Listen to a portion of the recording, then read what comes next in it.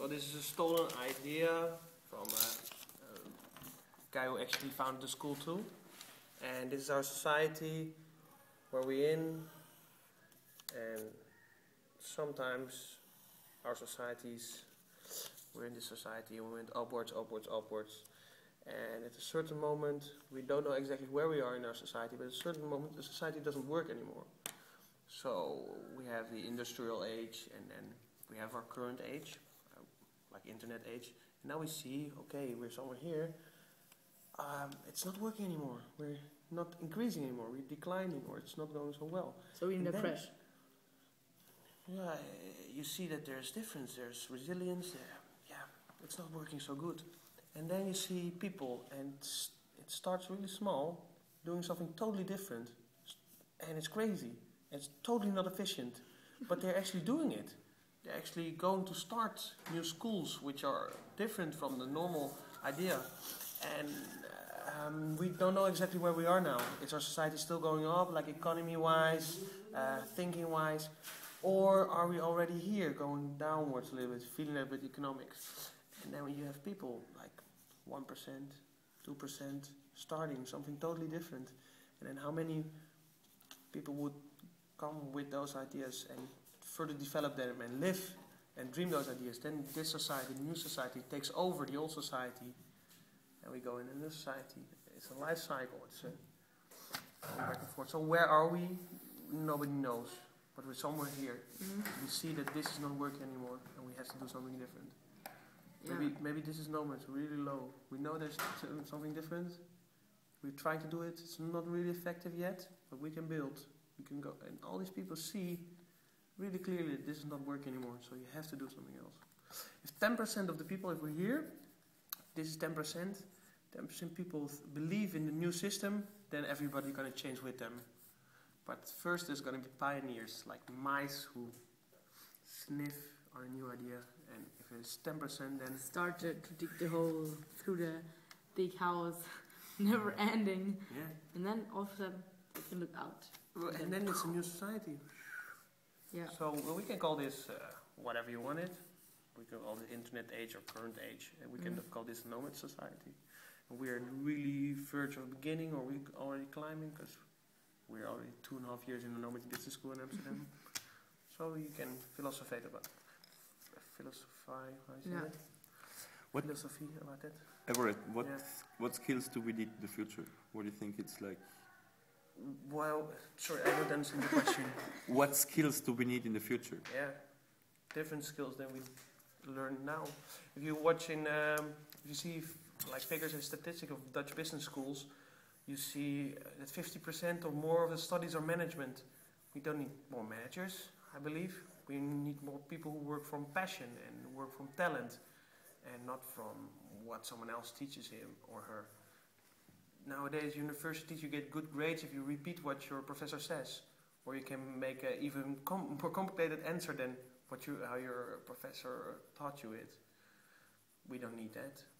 We now have computers, we have calculators, we have Wikipedia, we have all this knowledge, all this data, all this information. We don't need more knowledge. We need the access to this information, and we have the access to this information now. So where are we going? The most valuable thing is talent. You have to see what your own talent is and work from that talent, and not the other way around. See where you can earn money, but it's not really your dream, and it's not, you're doing an okay job. A lot of people, like almost all the people in this society, they work just hard enough to not get fired, and their boss pays them just enough for them not to quit. And that's so wrong in so many perspectives. I can talk for hours about this. Okay, well, you don't have hours. Big memory card? No way. It's for managers. Is this a good answer? Is this an answer what you would It's like? amazing. Exactly what we needed, actually. That's the story what we needed. That's pretty much it. And if you make a surf on it would be much more interesting as well. Surfer, yeah, we need a surfer man. Or a skier. Yeah. Only skier. Yeah. is also interesting. Like a skier always goes down. Yeah, right. But you have to go up first to go down. But you don't want to go up without going down. So it could also be like here the skier is going up and down here all the time, but never looks over the hilltop. Over the hilltop, yeah, because it's usually like this, that if you're on a hill, the elevator or whatever only goes until here and then down again, and then you can go up and down, but you never know what is behind it. Maybe the skiing area is bigger. Good idea. And who is the first person who would go over the hill and look what's here? Yeah, it needs a lot of effort because you have to go up yourself. But is this person really satisfied with going back and forth all the time? Depends how curious he is. That's we as humans. We always go back and forth. It's just a normal life cycle in a different dimension. It's not allowed to go over the hill because usually you find the thing is danger. Don't go further. Yeah. That's actually. And that's somebody put there, and nobody asks who put it there. Yes, because they say if you go further up the hill, then there will be too much snow and you could probably die. And don't go higher. Don't go in areas where you don't know it's safe. So, but one person will go up and then tell others, wow, guys, look, there's even better snow. Better cliffs to spring, the jump button.